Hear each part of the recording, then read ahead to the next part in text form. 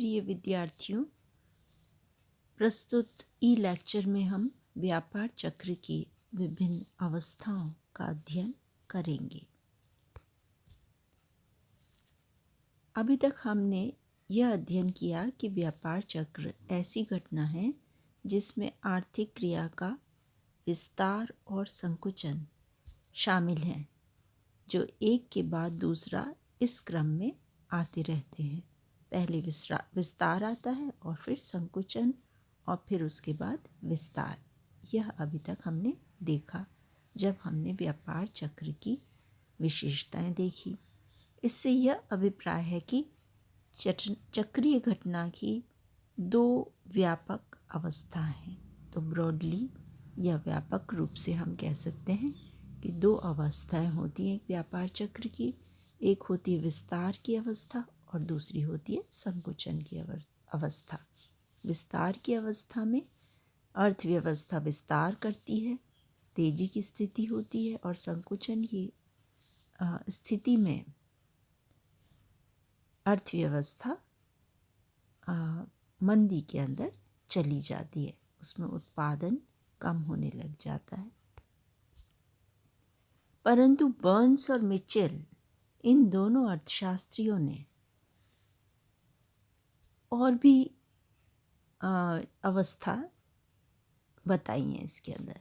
व्यापार चक्र की विस्तार और संकुचन के अंतर्गत ही दो और अवस्थाएं बताई हैं, और वो है शिखर या पीक की अवस्था और न्यूनतम बिंदु या ट्रो की अवस्था। तो जो विस्तार और संकुचन की अवस्थाएं हैं उसके अंदर ही ये सूक्ष्म बिंदु की तरह होते हैं, क्योंकि वो लंबी होती हैं, एक पीरियड के लिए होती हैं, समय अवधि के लिए होती हैं, और इन समय अवधि के अंदर दो सूक्ष्म बिंदु भी होते हैं। एक होता है शिखर, सबसे ऊंचाई का बिंदु, और दूसरा है न्यूनतम बिंदु। शिखर का बिंदु समृद्धि के अंत को, जबकि न्यूनतम बिंदु उस बिंदु को प्रकट करता है जहाँ से पुनः उत्थान या रिवाइवल प्रारंभ होता है। जब अर्थव्यवस्था विस्तार करते हुए अपने उच्चतम बिंदु पे पहुँच जाती है, वो शिखर का बिंदु है, और वहाँ तक समृद्धि बढ़ती चली जाती है। यह बिंदु, शिखर का बिंदु, दिखाता है कि यहाँ पर समृद्धि का अंत हो गया है और अब अर्थव्यवस्था नीचे की ओर जाने लग गई है। फिर जब अर्थव्यवस्था नीचे चलती चली जाती है तो वो न्यूनतम बिंदु पर पहुँचती है, और न्यूनतम बिंदु के पास बाद नेचुरली वो ऊपर की ओर जाएगी, तभी वह न्यूनतम बिंदु होगा, जबकि अर्थव्यवस्था उसके बाद विकास करना शुरू कर देगी, उत्पादन बढ़ना शुरू कर देगा। तो ये बिंदु है पुनरुत्थान का बिंदु या रिवाइवल का बिंदु। तो शिखर बिंदु क्या है? शिखर बिंदु है समृद्धि का अंत। इससे पहले समृद्धि बढ़ती चली जाती है और समृद्धि अपने पीक पे पहुंच जाती है, उच्चतम बिंदु पर पहुंच जाती है। और न्यूनतम बिंदु क्या है? जहाँ पे मंदी अपने अधिकतम रूप में होती है और उसके बाद में पुनरुत्थान या रिवाइवल अर्थव्यवस्था का प्रारंभ हो जाता है। ये बताया कि इन्होंने, बर्न्स तथा मिचेल, इन दोनों अर्थशास्त्रियों ने ये दोनों बिंदु बताए थे, शिखर और न्यूनतम बिंदु। अन्य अर्थशास्त्री जिन्होंने व्यापार चक्र की अवस्थाओं की व्याख्या की है वो है शुम्पीटर। शुम्पीटर ने थोड़ा भिन्न मत प्रकट किया है। वे कहते हैं कि विस्तार और संकुचन शिखर से शिखर अथवा न्यूनतम बिंदु से न्यूनतम बिंदु द्वारा निश्चित नहीं करने चाहिए, बल्कि यह संतुलन से संतुलन तक निश्चित करने चाहिए। वे ये मान के चलते हैं कि अर्थव्यवस्था हमेशा संतुलन में रहने की इच्छा रखती है।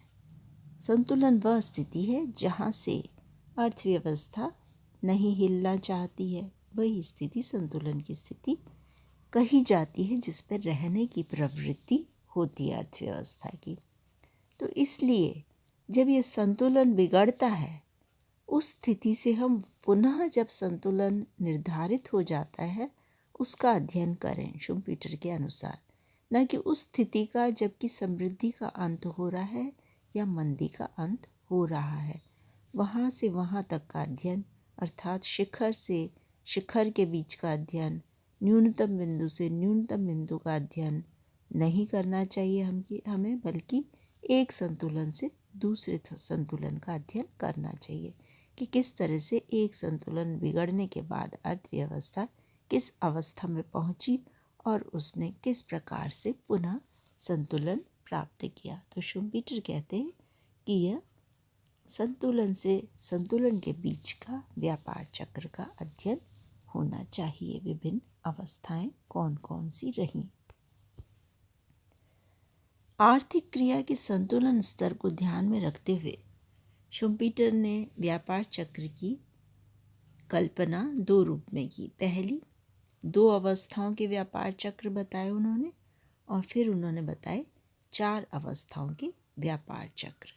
तो हम पहले देखेंगे शुम्पीटर के 2 अवस्थाओं के व्यापार चक्र और फिर देखेंगे 4 अवस्थाएं शुम्पीटर द्वारा जो बताई गई हैं। 2 अवस्था वाले चक्र। 2 अवस्थाओं वाले व्यापार चक्र में वह सारी अवधि जिसमें आर्थिक क्रिया संतुलन की स्थिति से ऊपर है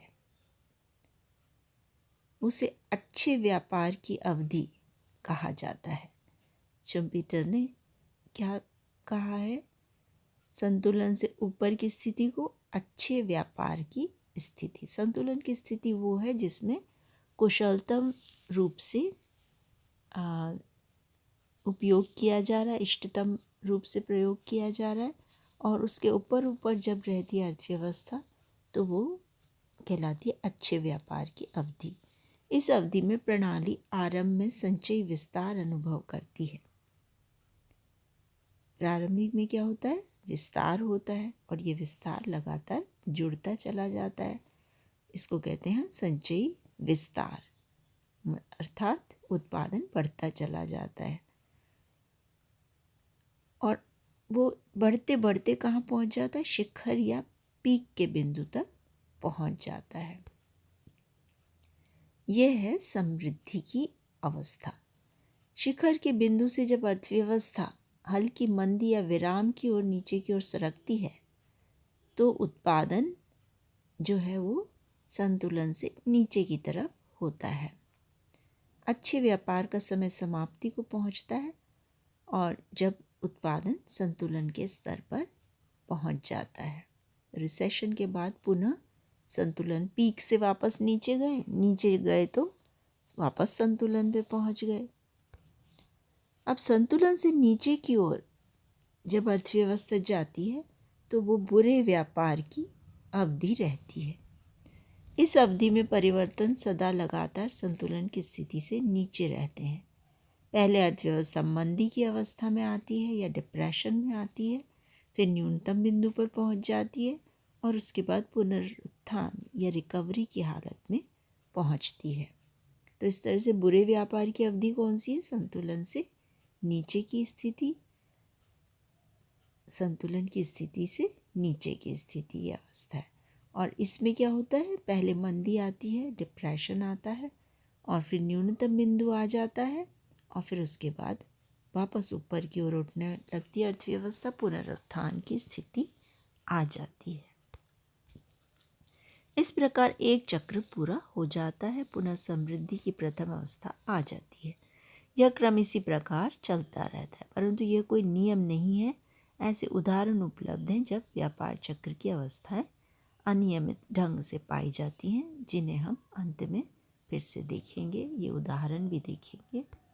अभी हम देखते हैं शुम्पीटर द्वारा 4 अवस्था वाला चक्र जो बताया गया है, और आजकल जो अध्ययन किया जाता है वो मुख्य रूप से इस 4 अवस्था वाले चक्र का अध्ययन किया जाता है। ये 4 अवस्थाएं कौन कौन सी हैं?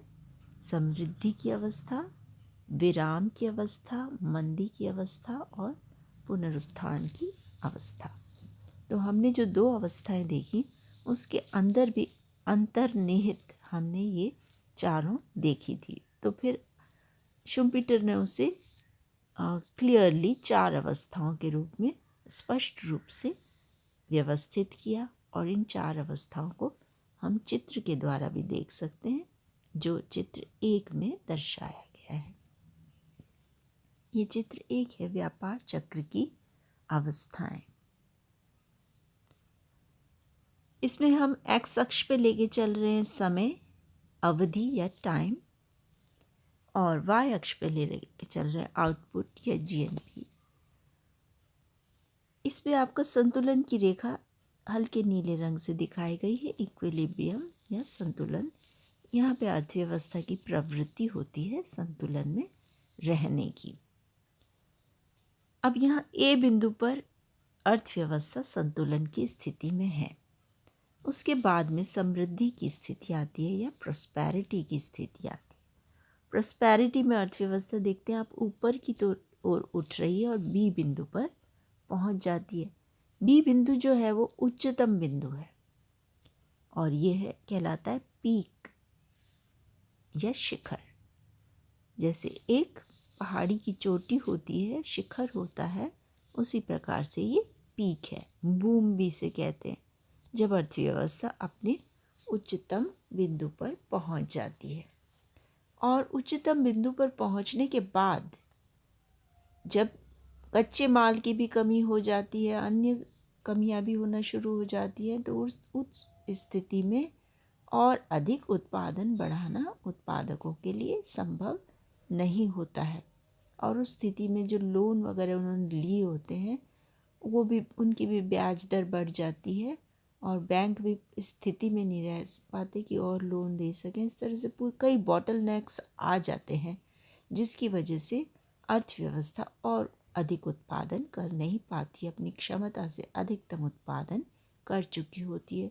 तो इसलिए उसके बाद रिसेशन की स्थिति आ जाती है कि अर्थव्यवस्था नीचे की ओर जाने लग जाती है। ये है रिसेशन की स्थिति या विराम की स्थिति, और सी बिंदु पर पहुंच जाती है। इस तरह से रिसेशन के कारण अर्थव्यवस्था पुनः इक्विलिब्रियम के बिंदु पर या संतुलन के बिंदु सी पर पहुंच जाती है। अब सी संतुलन का जो बिंदु है, उसके बाद वो नीचे की ओर जाती है, क्योंकि अर्थव्यवस्था में एक प्रकार की निराशा व्याप्त हो जाती है।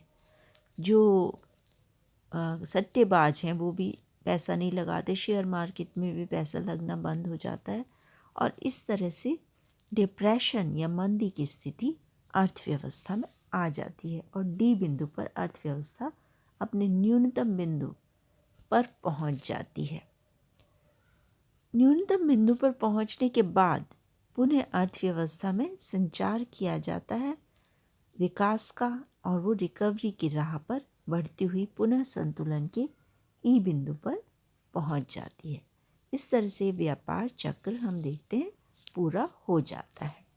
इसमें से जो प्रॉस्पेरिटी वाला हिस्सा वो कहलाता है फेज़ 1, रिसेशन वाला कहलाता है फेज़ 2, डिप्रेशन फेज़ 3, और जो आपका रिकवरी है वो फेज़ 4। इस तरह 4 फेजेस हैं या 4 अवस्थाएं हैं एक व्यापार चक्र की, जो शुम्पीटर द्वारा बताई गई हैं।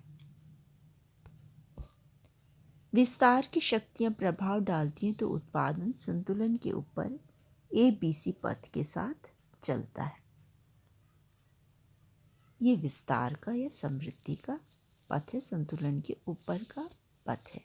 A से B तक परिवर्तन समृद्धि अवस्था 1 को और B से C तक विराम या अवस्था 2 को प्रकट करते हैं।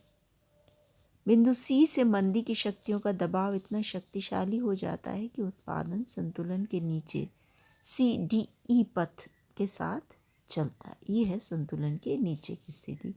ये ABC क्या है? संतुलन के ऊपर की स्थिति है। A से B तक प्रथम अवस्था, B से C तक द्वितीय अवस्था। CDE पथ क्या है? ये संतुलन के नीचे की स्थिति है। संतुलन के नीचे की स्थिति में CD क्या है? मंदी की अवस्था है। C से D तीसरी अवस्था मंदी की अवस्था, और डी से ई तक क्या है, ये पुनरुत्थान की अवस्था या चौथी अवस्था आ जाती है।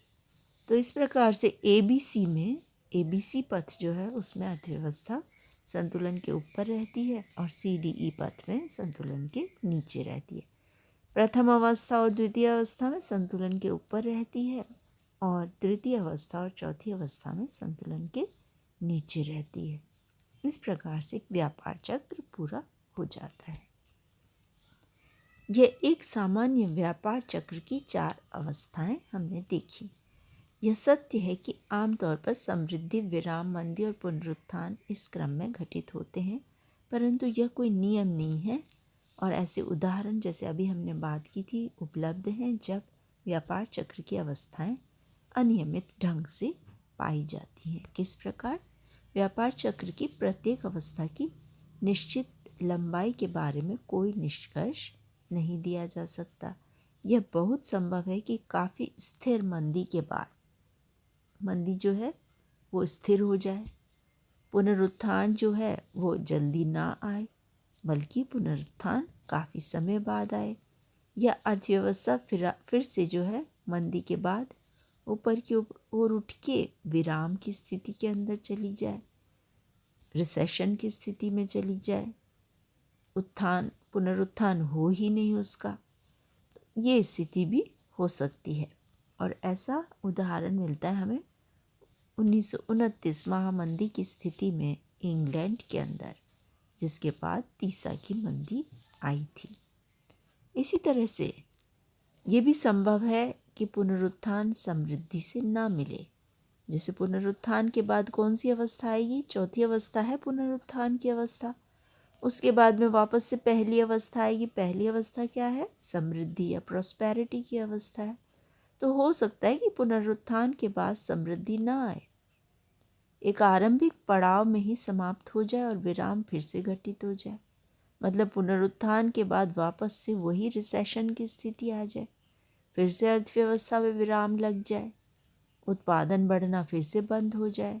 और ये हुआ था तीसा या 30th डेकेड जो है 1930s के डेकेड में या 1937 में ये अमेरिका में हुआ था कि पुनरुत्थान के बाद फिर से विराम की स्थिति या रिसेशन की स्थिति आ गई थी उस अर्थव्यवस्था के अंदर। तो इस प्रकार हमने देखा 4 अवस्थाएं जो शुम्पीटर के द्वारा बताई गई हैं व्यापार चक्र की।